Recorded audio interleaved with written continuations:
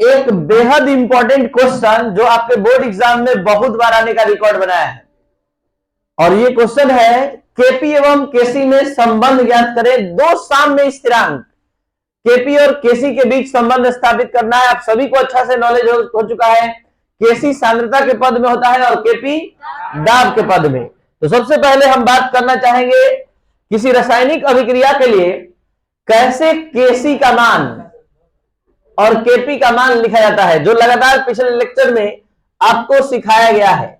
ध्यान से आप सभी स्टूडेंट समझेंगे। अगर जिसको दिक्कत होगा थोड़ा सा भी, तो वो पीछे वाला वीडियो लेक्चर आज भर में जाकर देख लेगा। आज शाम में 6:30 में आपका वीडियो रिलीज होगा, कल वाला, जिसमें केसी और केपी का नॉलेज दिया जाएगा कि ये दोनों क्या है, कहां से इसका वैल्यू आता है। ऐसे हम यहां भी सिखा रहे हैं। जैसे इस अभिक्रिया के लिए केसी का व्यंजक लिखना है, तो केसी का मतलब सांद्रता के पद में साम्य स्थिरांक, तो सब कुछ का सांद्रता का बात करेगा। तो पहले आप लिखेंगे सी की सांद्रता, गुणा में जो होता है वो पावर में जाता है। डी की सांद्रता पावर होगा डेल्टा, ए की सांद्रता पावर में गुणा में कौन है अल्फा, और बी के पावर में बीटा। ये हो गया सांद्रता के पद में साम्य स्थिरांक केसी। अब इसी चीज को दाब के पद में ध्यान दिया जाए। बटपाल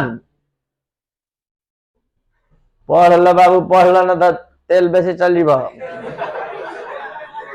देखिए अब यहां पर देखिए तेलो महंगा मिलता, अब गैस बेचे जाइबा। देखिए यहां पर सी की सांद्रता के बदले में अब सी का आंशिक दाब आएगा, क्योंकि हम दाब के पद में बात कर रहे हैं। तो यहां पर सी का सांद्रता की जगह सी का आंशिक दाब आ गया, और जैसे पावर है वैसे रहेगा। बस यही है जो कल नहीं आया था, पीछे नहीं पड़ा है। 0.001 जीबी का दिमाग है। तो यहां पर अब यहां पर देखिए डी का सांद्रता है, तो डी का आंशिक दाब, और ये डेल्टा, और यहां ए का आंशिक दाब पावर अल्फा, बी का आंशिक दाब, तो ये हो गया बेटा नहीं बीटा। देखिए हाँ समझिए। चलिए तो केसी केपी निकाल लिए। अब इस दोनों के बीच संबंध हम प्रदर्शित करने जा रहे हैं, कैसे ये रिलेशन स्टेब्लिश कर रहे हैं, ध्यान से समझा जाए। आप सभी स्टूडेंट आदर्श गैस समीकरण और अवस्था गैस समीकरण पढ़ चुके हैं according to ideal gas equation. Ideal gas equation, आदर्श गैस समीकरण आप लोग पढ़ चुके हैं। पीवी बराबर, तो पीवी बराबर एनआरटी, तो जल्दी से बताइए पी बराबर N by V R T. यहां एन बाई वी बहुत बार आपको पिछले लेक्चर में बताया जा चुका है कि जिस तरह से घनत्व बराबर द्रव्यमान बटा आयतन याद किए हैं, आप याद कर लीजिए सांद्रता बराबर मोल की संख्या बटा प्रति एकांक आयतन का जो द्रव्यमान होता है उसे घनत्व कहते हैं। प्रति एकांक आयतन का जो द्रव्यमान होता है उसे घनत्व कहते हैं। प्रति एकांक आयतन में जो मोल होता है उसको सांद्रता कहते हैं। सालों भर केमिस्ट्री पढ़ते समय सांद्रता सांद्रता शब्द बोला जाता है। तो सांद्रता को निकालने का सूत्र होता है, जिस तरह से पीछे यहां घनत्व का निकालने का सूत्र आप लोग को याद हो गया है 10th क्लास से ही, वैसे ही सांद्रता का याद कर लीजिए।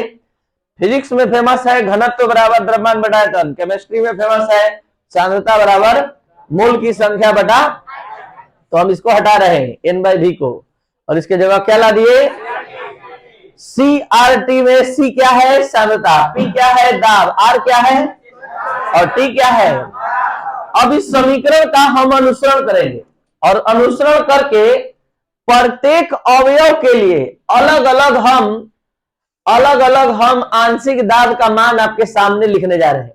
मतलब हम क्या कहना चाहते हैं, हमारे पास ए बी सी डी अभिकारक और प्रतिफल के रूप में है।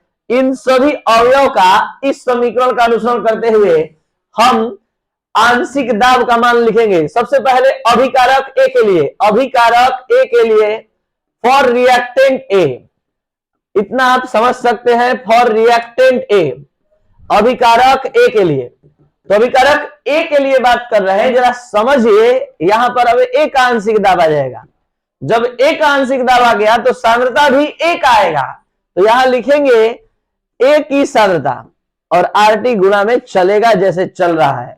ये समीकरण नंबर 3 हो गया। इसी तरह से सबके बारे में आपको लिखवाना है। अगर आप समझ गए तो आप लिखवा सकते हैं, बोल सकते हैं। ठीक है। बी के लिए अब यहां पीबी हो जाएगा, बी की सांद्रता होगी आरटी। समीकरण नंबर, इसी तरह प्रोडक्ट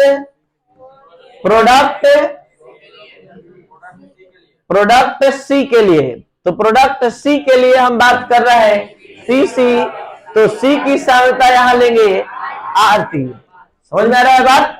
अब हम प्रोडक्ट यानी प्रतिफल डी के लिए बात करने जा रहे हैं।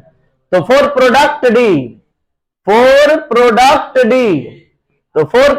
डी, ये हो गया पीडी, डी की सांद्रता आरटी। समीकरण नंबर, ये हो गया 5 और ये हो गया 6। समझ आ रहा है। अब ये पीए पीबी पीसी पीडी, पीए पीबी पीसी पीडी का मान समीकरण 2 में रखने पर, पीए पीसी पीबी पीडी की जगह, या समीकरण 3 4 5 6 का मान, 3 4 5 6 का मान समीकरण 2 में रखने पर, 2 में रखने पर मतलब पीसी में रखने पर, तो यहां पर जो ये पीए पीबी पीसी पीडी का मान आ गया है, इसको 2 में रखना है। तो putting the value of equation, समीकरण 2 3 4 और 5 इन इक्वेशन 2, समीकरण 3 4 5 और 6 का मान, 5 और 6 का मान समीकरण 2 में रखने पर, putting the value of equation 3 4 5 and 6 in equation 2। तो जल्दी से इक्वेशन 2 बोला जाए और मान रखवाया जाए। यहां पर पीसी आया था और पीसी की जगह देख लीजिए सीआरटी आया है। तो यहां पर आप लिखेंगे पीसी की जगह सीआरटी, जैसे पावर है वैसे पावर फिर से लिखेंगे गामा।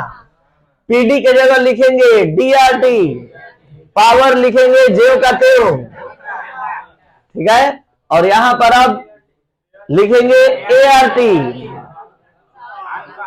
पावर लिखाएगा अल्फा, और यहां बीआरटी, पावर बीटा।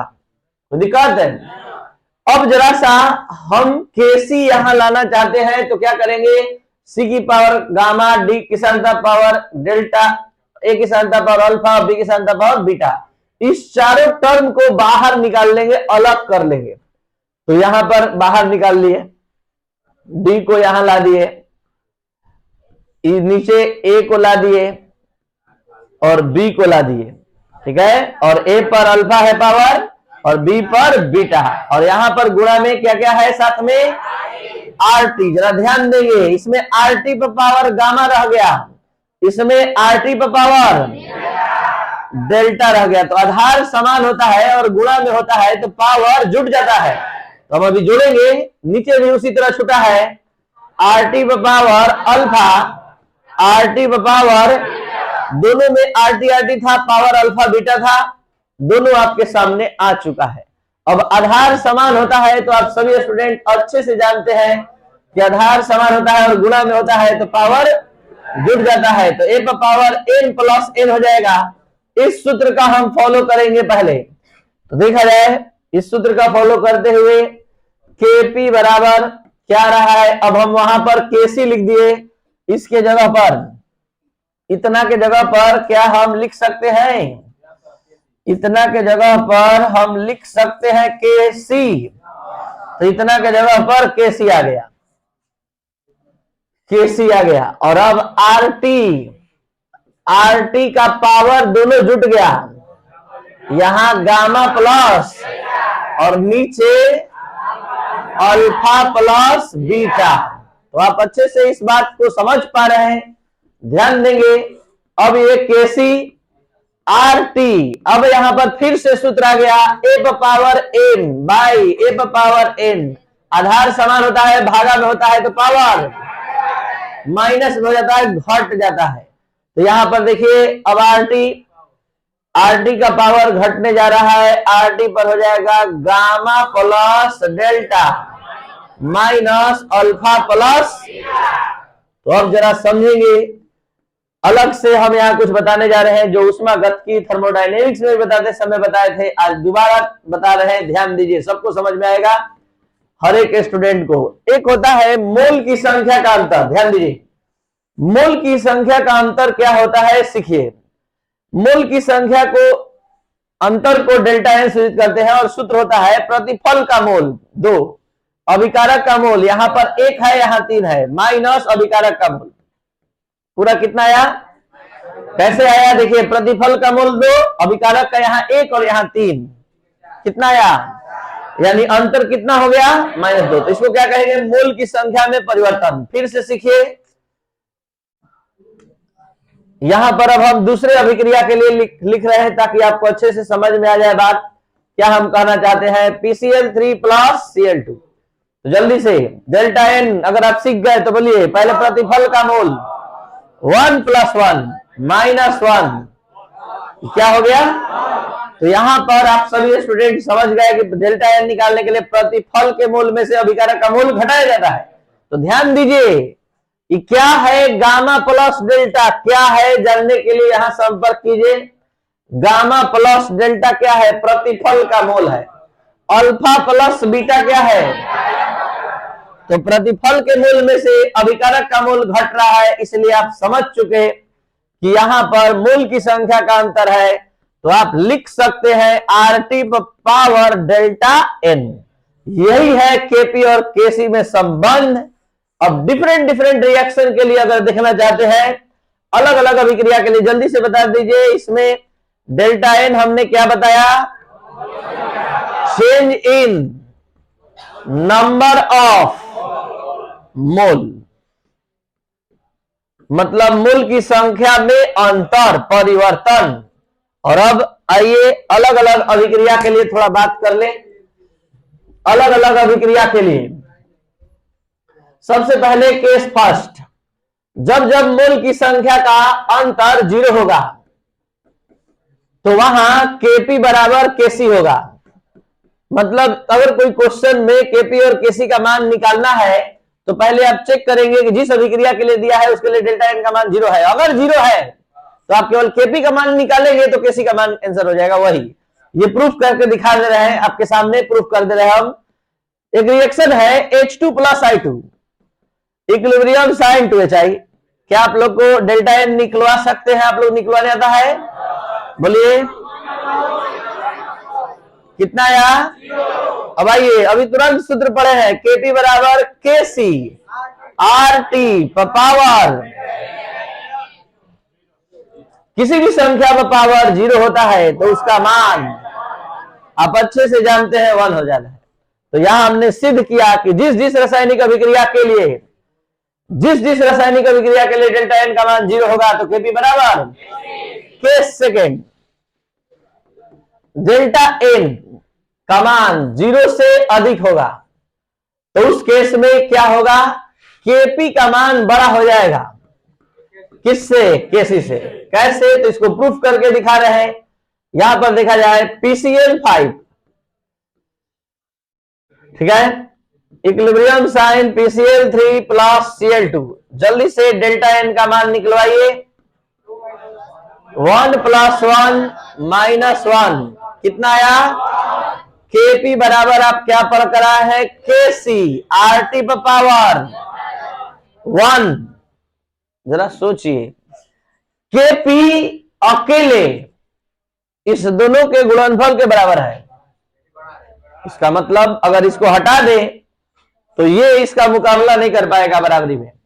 तो निश्चित तौर पर केपी बड़ा होगा किससे, ये तब संभव है जब प्रतिफल का मोल अभिकारक के मोल से क्या होगा, केस थर्ड। जब जब डेल्टा एन का मान 0 से कम होगा तो केपी का मान छोटा हो जाएगा, किससे? केसी से। और एग्जाम्पल आप देख सकते हैं N2 प्लस 3H2। आप लोग को बता दें कि अभी सासाराम शहर में जैसे आप पढ़ रहे हैं वैसे एकदम पढ़ाई हर जगह जो मिल रहा है जिस लेवल का, इस क्लास के चलते सब कोई लेवल धीरे धीरे बढ़ा रहा है। और ये क्लास हमेशा कैटलिस्ट का काम करता है आपके लिए भी और पूरे इस शहर के लिए भी। थोड़ा सा आप लोग हेल्प करिए, जो भी स्टूडेंट बढ़िया है उसको इस क्लास के प्रति जागरूक करिए। जल्दी बोलिए 1 + 3, जल्दी बोले जाए, जल्दी से बोलिए। केपी बराबर आरटी पर पावर। और अब केपी जरा ध्यान दीजिएगा, चला गया, पावर माइनस में है तो बटा में लिख सकते हैं, बटा में लिख सकते हैं। तो ये इस बात का प्रमाण है, प्रूफ है कि केसी इतना बड़ा है कि जब आरटी के स्क्वायर से भाग लग जा रहा है तब केपी के बराबर हो रहा है। नहीं समझे? यहां केसी ये माइनस में है पावर, इस नीचे जाएगा तो प्लस हो जाएगा। और आरटी के स्क्वायर से केसी में भाग लग रहा है तब केपी के इक्वल हो रहा है। इसका मतलब है कि केसी बड़ा है किससे? तो ये था आपका आज का क्लास। जल्दी से 2 मिनट में, शुरू से अंत तक 2 मिनट में देखा जाए ये कैसे संभव है, क्योंकि हम आपका दिमाग उतना उस लेवल तक पहुंचा चुके हैं कि आप 2 मिनट में पूरा बात समझ सकते हैं जो 20 मिनट में समझे। 0 हट गया आपका और इतना आपका माइंड तेज हो गया। इस अभिक्रिया के लिए सभी स्टूडेंट इतना जानते हैं, केसी के पद में लिखना होता है तो अभिकारक प्रतिफल की सक्रिय मात्रा को ऊपर लिखा जाता है, अभिकारक की सक्रिय मात्रा को नीचे, और ये सांद्रता के पद में है। और जब केपी का मान लिखा जाता है तो सभी के सांद्रता के जगह सबका आंशिक दाब आ जाता है। तो यहाँ प्रतिफल का आंशिक दाब ऊपर और अभिकारक आंशिक दाब।